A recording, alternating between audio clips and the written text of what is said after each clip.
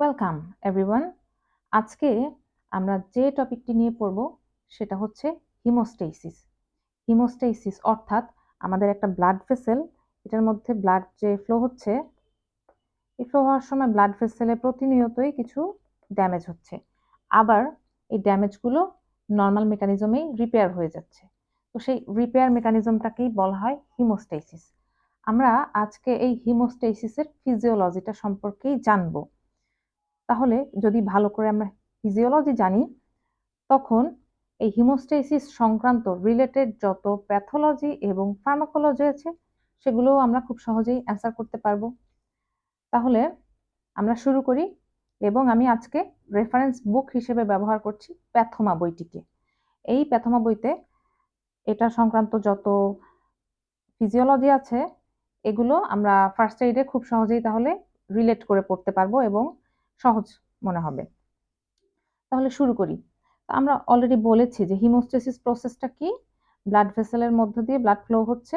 তো এই blood vessel কোনো কারণে, এক্সটার্নাল কারণে হোক বা ইন্টারনাল কারণেই হোক, যদি এই ব্লাড ভেসেলে ইনজুরি হয়, সেই ইনজুরির নর্মাল ফিজিওলজিক্যাল রিপেয়ার মেকানিজমটাকেই বলা হচ্ছে হিমোস্টেসিস। তাহলে আমরা দেখি প্রথমে এখানে একটা ব্লাড ভেসেলের সেকশন দেওয়া আছে। সেকশনের ভেতরে সবচেয়ে ভেতরের লেয়ারটাকে দেখতে পাচ্ছি এন্ডোথিলিয়াম। এই লেয়ারটা কিন্তু ড্যামেজ হয় সবার প্রথমে। এন্ডোথিলিয়াম ড্যামেজ হলে সাব এন্ডোথিলিয়াল লেয়ারে থাকে কোলাজেন, এটা এক্সপোজড হয়ে যায়। তাহলে হিমোস্টেসিস মানে হচ্ছে এই ব্লাড ভেসেল ড্যামেজ হলে সেটাকে আমরা কিভাবে ড্যামেজটাকে রিপেয়ার করা যায়, সেই ড্যামেজের মেকানিজমটা হচ্ছে হিমোস্টেসিস। এখন হিমোস্টেসিসের দুইটা স্টেপ আছে, একটা হচ্ছে প্রাইমারি হিমোস্টেসিস আর একটা সেকেন্ডারি হিমোস্টেসিস। প্রাইমারি হিমোস্টেসিসটা কি? ব্লাড ভেসেল যখন ড্যামেজ হয় তখন এই যে এন্ডোথিলিয়ামটা ড্যামেজ হচ্ছে, এন্ডোথিলিয়াম ড্যামেজ হলে সাব এন্ডোথেলিয়াল কোলাজেন এক্সপোজ হয়ে যাচ্ছে। তো সেই ড্যামেজড ব্লাড ভেসেল এবং ব্লাড ভেসেলের মধ্য দিয়ে প্রবাহিত হওয়া প্লেটিলেটের মধ্যকার ইন্টারাকশনের কারণে যে উইক প্লেটিলেট প্লাগ ফর্মেশন হয়, এই উইক প্লেটিলেট প্লাগ ফর্মেশনটাই হচ্ছে আমাদের প্রাইমারি হিমোস্টেসিস। তাহলে প্রাইমারি হিমোস্টেসিস কি? ব্লাড ভেসেল এবং প্লেটিলেটের ইন্টারাকশনের কারণে তৈরি উইক প্লেটিলেট প্লাগ, এটাই হচ্ছে প্রাইমারি হিমোস্টেসিস। এরপরে কোয়াগুলেশন ক্যাসকেড অ্যাক্টিভেটেড হয়। আমাদের যে ক্লটিং ফ্যাক্টরগুলো আছে, এই ক্লটিং ফ্যাক্টরগুলো কোয়াগুলেশন ক্যাসকেড অ্যাক্টিভেটেড করে উইক প্লেটিলেট প্লাগটাকে স্টেবিলাইজ করে, স্টেবিলাইজ প্লেটিলেট প্লাগ ফর্মেশন করে। তাহলে কোয়াগুলেশন ক্যাসকেড অ্যাক্টিভেটেড হয়ে উইক প্লেটিলেট প্লাগটাকে স্টেবিলাইজ করার প্রসেসই হচ্ছে সেকেন্ডারি হিমোস্টেসিস। কোয়াগুলেশন ক্যাসকেডটা হচ্ছে তাহলে আমাদের সেকেন্ডারি হিমোস্টেসিস। এখন প্রাইমারি হিমোস্টেসিস একটা খুবই সিকোয়েন্সিয়াল প্রক্রিয়া, খুবই ইজি। এই প্রক্রিয়াটা আমরা মনোযোগ দিয়ে লক্ষ্য করি, যদি এই প্রক্রিয়াটা আমরা ভালো করে বুঝতে পারি, তাহলে এখান থেকে বেশ কিছু প্যাথোলজি আছে, ফার্মাকোলজিক্যাল রিলেভেন্ট ব্যাপার আছে, ওগুলো আমরা এমনিতেই বুঝে যাব। প্রাইমারি হিমোস্টেসিস প্রসেসে প্রথমে যেটা হয়, আমাদের ব্লাড ভেসেল তো ড্যামেজড, ব্লাড ভেসেলের এন্ডোথেলিয়াল লেয়ার যখন ড্যামেজড হয়ে গেছে, এন্ডোথেলিয়াল লেয়ার ড্যামেজড হওয়ার সাথে সাথে এখানকার নার্ভ এন্ডিংগুলো ইরিটেট হয়েছে, এবং সেই সাথে আমাদের এন্ডোথেলিয়াল সেল থেকে এন্ডোথেলিন রিলিজ হয়েছে। তাহলে কি হয়েছে? দুইটা ঘটনা ঘটেছে। একটা হলো এখানে নার্ভ এন্ডিংগুলো ইরিটেট হয়েছে, আরেকটা হলো এন্ডোথেলিয়াল সেল থেকে এন্ডোথেলিন রিলিজ হয়েছে। নার্ভ এন্ডিং যখন স্টিমুলেটেড হয় তখন একটা রিফ্লেক্স ভেসোকনস্ট্রিকশন হয়, সেই সাথে এন্ডোথেলিনও একটা পটেন্ট ভেসোকনস্ট্রিক্টর। তাহলে নার্ভ এন্ডিং ড্যামেজ ইরিটেট হয়ে আমাদের একটা রিফ্লেক্স নিউরাল স্টিমুলেশনের মাধ্যমে এখানে একটা ট্রানজিয়েন্ট ভেসোকনস্ট্রিকশন হবে, সেই সাথে এন্ডোথেলিন রিলিজ হয়ে, এন্ডোথেলিন যেহেতু একটা ভেসোকনস্ট্রিক্টর, সেটাও এখানে ভেসোকনস্ট্রিকশন করবে। তাহলে আমাদের দুইটা ভেসোকনস্ট্রিক্টর কিন্তু আমাদের একদম ইমিডিয়েটলি কাজ করা শুরু করে দিল, এবং যার কারণে ট্রানজিয়েন্টলি এই ব্লাড ভেসেলের ভেসোকনস্ট্রিকশন হবে।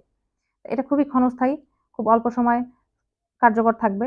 এই কারণেই সাথে সাথে প্লেটিলেট এবং অন্যান্য যে মেডিয়েটরগুলো আছে তারা ব্লাড ভেসেলটাকে রিপেয়ার করার জন্য চলে আসবে এর মধ্যেই। তাহলে কি? প্রথমেই আমাদের ট্রানজিয়েন্ট ভেসোকনস্ট্রিকশন হলো।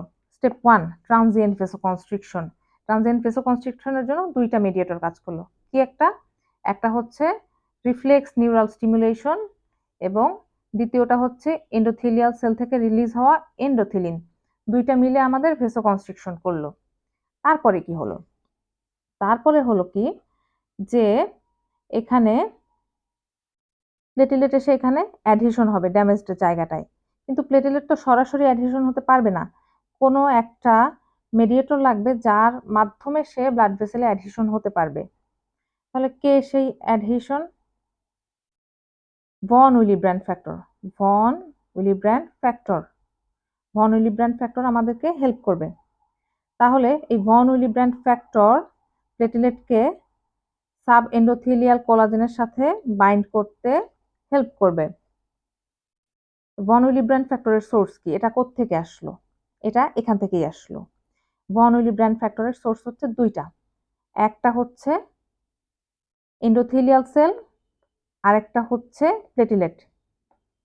একটা হচ্ছে এন্ডোথেলিয়াল সেল আর একটা হচ্ছে প্লেটিলেট। প্লেটিলেটের আলফা গ্র্যানিউলের ভেতরে ভন উইলিব্র্যান্ড ফ্যাক্টর থাকে, আর এন্ডোথেলিয়াল সেলের ভেতরে ওয়েবল প্যালার বডি থাকে। এই দুইটা জায়গা থেকে ভন উইলিব্র্যান্ড ফ্যাক্টর রিলিজ হয়। ভন উইলিব্র্যান্ড ফ্যাক্টর রিলিজ হয়ে যে সাব এন্ডোথেলিয়াল কোলাজেন আছে আমাদের, এই যে সাব এন্ডোথেলিয়াল লেভেলে যে কোলাজেন আছে সেটার সাথে ভন উইলিব্র্যান্ড ফ্যাক্টর বাইন্ড করে। বাইন্ড করে তারপরে সে প্লেটিলেটের সাথে বাইন্ডিং এর জন্য অপেক্ষা করতে থাকে। তখন প্লেটিলেট ভন উইলিব্র্যান্ড ফ্যাক্টরের সাথে বাইন্ড হয় একটা লিঙ্কার বা একটা রিসেপ্টরের মাধ্যমে। মানে ভন উইলিব্র্যান্ড ফ্যাক্টর এবং প্লেটিলেট এই দুইটার মধ্যে যে লিঙ্কার, সেই লিঙ্কারটার নাম হচ্ছে GP1B। প্লেটিলেট থেকে GP1B রিসেপ্টর এক্সপোজড হয় তখন, কারণ প্লেটিলেটটা অ্যাক্টিভেটেড, কারণ ব্লাড ভেসেল ড্যামেজ হয়েছে। আচ্ছা, প্লেটিলেট ব্লাড ভেসেল ড্যামেজ হওয়ার কারণে প্লেটিলেটটা অ্যাক্টিভেটেড হয়ে GP1B রিসেপ্টরকে উন্মুক্ত করে দেয়। GP1B রিসেপ্টর তখন সাব এন্ডোথেলিয়াল কোলাজেনে বাইন্ড করা ভন উইলিব্র্যান্ড ফ্যাক্টরের সাথে বাইন্ড করে। আচ্ছা, এই GP1B রিসেপ্টরটাকে খেয়াল রাখতে হবে, কারণ অনেক সময় জেনেটিক্যালি GP1B রিসেপ্টরটা কারো কারো বডিতে ডেফিসিয়েন্ট থাকতে পারে। তখন একটা ডিজিজ হতে পারে যার নাম বার্নার্ড সুলিয়ার সিনড্রোম। এটা সম্পর্কে আমরা পরে আরো বিস্তারিত পড়ব, জাস্ট এখানে নামটা বলে রাখলাম। আচ্ছা, তাহলে subendothelial কোলাজেনে von Willebrand factor bind করলো, আর প্লেটিলেট GP1B রিসেপ্টরের সাথে ভন উইলিব্র্যান্ড ফ্যাক্টরের সাথে অ্যাটাচড হয়ে গেল। এখন একটা প্লেটিলেট দিয়ে তো আর প্লেটিলেট প্লাগ ফর্মেশন হবে না, আমাদের আরো অনেকগুলো প্লেটিলেট অ্যাটাচড হতে হবে। প্লেটিলেট গুলো নিজের সাথেও নিজে অ্যাটাচড হবে। তো এই প্রসেসটা কি, এখন আমরা সেই জিনিসটা জানি। এখন এই যে প্লেটিলেট, একটা প্লেটিলেট ভন উইলিব্র্যান্ড ফ্যাক্টরের সাথে বাইন্ড করে আছে, এখন প্লেটিলেটটা অ্যাক্টিভেটেড হলে প্লেটিলেট থেকে এডিপি রিলিজ হয়। এডিপি রিলিজ হলে তখন আরো দুইটা রিসেপ্টর এক্সপোজড হয়, GP2B3A, GP2B or 3A। এই রিসেপ্টরের মাধ্যমে প্লেটিলেট গুলো একজন আরেকজনের সাথে অ্যাটাচড হয়। তার মানে কি, GP1B রিসেপ্টর দিয়ে ভন উইলিব্র্যান্ড ফ্যাক্টরের সাথে বাইন্ড করলো, আর GP2B3A রিসেপ্টর দিয়ে প্লেটিলেট গুলো একটা আরেকটার সাথে বাইন্ড করলো। এরপরে এভাবে প্লেটিলেট গুলো অ্যাগ্রেগেশন হতে থাকে, একটার সঙ্গে একটা একটা একটা করে অ্যাগ্রেগেশন হয়ে ওই ড্যামেজড সাইটটাকে রিপেয়ার করে। রিপেয়ার বলতে এখানে অনেকগুলো প্লেটিলেট অ্যাটাচড হলো, সবগুলো মিলে ড্যামেজড ব্লাড ভেসেলের ওখানে একটা উইক প্লেটিলেট প্লাগ ফর্মেশন হলো। এই যে সাবএন্ডোথেলিয়াল কোলাজেন লেভেলে থাকা ভন উইলিব্র্যান্ড ফ্যাক্টরের উপর প্লেটিলেট একটার পর একটা এসে সংযুক্ত হচ্ছে, এই প্লেটিলেট গুলোকেই বলা হয় উইক প্লেটিলেট প্লাগ। তাহলে এটাই হচ্ছে আমাদের প্রাইমারি হিমোস্ট্যাটিক পাথওয়ে। এখন GP2B3 এর রিসেপ্টরেরও ক্লিনিক্যাল সিগনিফিকেন্স এবং রিলেভেন্স আছে। GP2B3 এর রিসেপ্টর জেনেটিক্যালি ডেফিসিয়েন্ট থাকলে একটা ডিজিজ হতে পারে, এই ডিজিজটার নাম গ্ল্যান্সম্যানস থ্রম্বাস্টিনিয়া। আবার GP2B3 এর রিসেপ্টরের এগেইনস্টে কোনো অটো অ্যান্টিবডি ডেভেলপ করলে যে ডিজিজটা হয় তার নাম ITP, immune thrombocytopenic purpura. So এটার ডিটেলসও আমরা পরে পড়ব। আবার ভন উইলিব্র্যান্ড ফ্যাক্টর, এটার যদি কোনো সমস্যা থাকে সেক্ষেত্রে একটা ডিজিজ হতে পারে যার নাম টিটিপি, থ্রম্বোটিক থ্রম্বোসাইটোপেনিক পারপিউরা। আরেকটা ডিজিজ হতে পারে যেটার নাম এটার সাথেই রিলেটেড, ভন উইলিব্র্যান্ড ডিজিজ। তাহলে এখানে আমরা GP1 এর ডেফিসিয়েন্সির কারণে কোন ডিজিজ হতে পারে, এই রিসেপ্টর ডেফিসিয়েন্সির কারণে কোন ডিজিজ হতে পারে, ভন উইলিব্র্যান্ড ফ্যাক্টরের ডেফিসিয়েন্সির কারণে কোন ডিজিজ হতে পারে, সবকিছুই আমরা জেনে গেলাম। আবার কিছু ড্রাগ আছে যেগুলো GP2B3 এর রিসেপ্টর ব্লকার, যেমন অ্যাপসিক্সিমাব, এপটিফিবাটিড, টাইরোফেইবান। তাহলে এই ড্রাগগুলো কিভাবে কাজ করছে সেটাও কিন্তু আমরা খুব সহজেই বুঝতে পারছি। তাহলে আমরা সামারাইজ করি কি হলো, আমাদের হিমোস্টেসিস অর্থাৎ কোনো ব্লাড ভেসেল ড্যামেজ হলে সেই ড্যামেজড ব্লাড ভেসেলকে নর্মাল ফিজিওলজির মাধ্যমে রিপেয়ার করার মেকানিজমই হচ্ছে হিমোস্টেসিস। হিমোস্টেসিস দুইটা স্টেপে হয়, একটা হচ্ছে প্রাইমারি হিমোস্টেসিস আর একটা সেকেন্ডারি হিমোস্টেসিস। প্রাইমারিতে একটা উইক প্লেটেলেট প্লাক ফর্মেশন হয়, সেকেন্ডারিতে ক্লটিং ফ্যাক্টরগুলো অ্যাক্টিভেটেড হয়ে কোয়াগুলেশন ক্যাসকেডের মাধ্যমে এই উইক প্লেটেলেট প্লাকটাকে স্টেবিলাইজ করে। প্রাইমারি হিমোস্টেসিসের একদম ইনিশিয়ালি আমাদের রিফ্লেক্স নিউরাল স্টিমুলেশন এবং এন্ডোথিলিন, এই দুটো জিনিসের মাধ্যমে একটা ভেসোকনস্ট্রিকশন হয়, ট্রানজিয়েন্ট ভেসোকনস্ট্রিকশন। তাহলে একদম ইমিডিয়েটলি দুইটা প্রসেস, একটা রিফ্লেক্স নিউরাল স্টিমুলেশন আর একটা এন্ডোথিলিন, দুইটার মাধ্যমে একটা ভেসোকনস্ট্রিকশন হচ্ছে।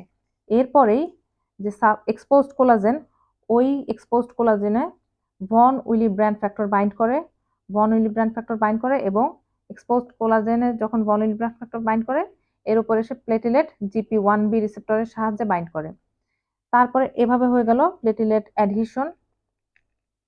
এরপরে প্লেটিলেট থেকে ডিগ্রানুলেশন হয়, এডিপি রিলিজ হয়, এবং তারপরে প্লেটিলেটগুলো একটা আরেকটার সাথে GP2B3 এর রিসেপ্টরের মাধ্যমে বাইন্ড করতে থাকে, এবং এরই মধ্য দিয়ে তৈরি হয় উইক প্লেটিলেট প্লাগ। যখন উইক প্লেটিলেট প্লাগ ফর্মেশন হয়ে যায় তখনই আমাদের প্রাইমারি হিমোস্টেসিস প্রক্রিয়াটা সম্পন্ন হয়ে যায়।